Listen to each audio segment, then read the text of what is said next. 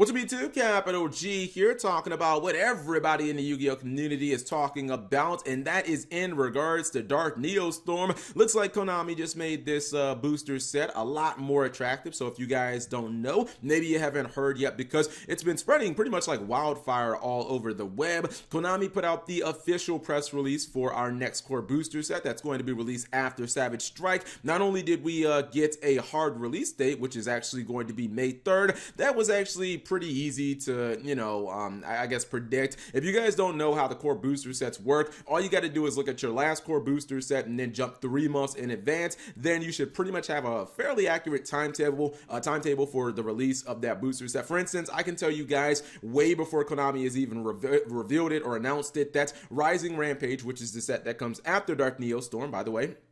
Who knows if that's going to be a pendulum mechanic set or what exactly that set's going to revolve around, but I can tell you that Rising Rampage is probably going to be released in August, sometime 2019, maybe the first or second week in August, but it's going to be August of this year. Anyways, back to Dark Neostorm. Konami just let us know that Burning Abyss, Cherubini, the Link monster for the archetype, is actually going to be in this set. It is 100% confirmed. Actually, I can't say 100%. The wording has it to where I guess it could be 99.9% confirmed. I'll go ahead and read verbatim what Konami put out there.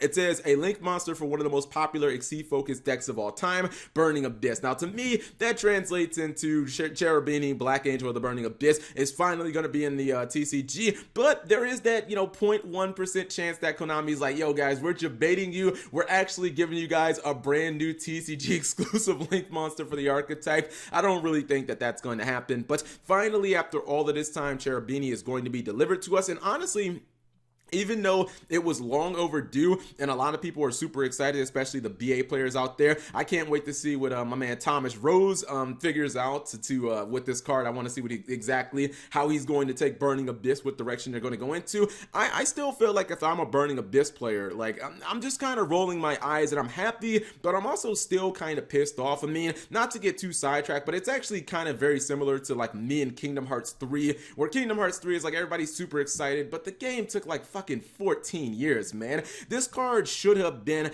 probably released last year. A lot of people have not realized, but we started getting these Link Frames Pack 1 cards in Extreme Force. Now, that was February 2018, and here it's going to be May 2019 before you get your hands on Cherubini. And it's like, yeah, you're finally getting it, and it's going to be legal for National Season, but like, not everybody cares just about National Season. What about all those regionals for, a year and like 4 months where you weren't able to play this card for really no reason? I don't understand why Konami couldn't have given us all the Link monsters at once. I mean, yes, it makes this set a lot more attractive, and I guess from a mechanic standpoint, it definitely makes sense that you put, an Exceed-focused Link monster in an Exceed-focused set. Maybe this does confirm that Needle Fiber is going to be in Savage Strike. I really believe that Needle Fiber is going to be in Savage Strike. I don't know, Konami hasn't talked about it yet, but the way that they're doing this now, where they're saying, hey, Burning Abyss, Exceed deck, let's give the Exceed Link monster in the Exceed set, like, it kind of makes me think that, that Crystron are going to get their Link monster in Savage Strike, not to get too off topic. Konami also put out a couple of other interesting things here.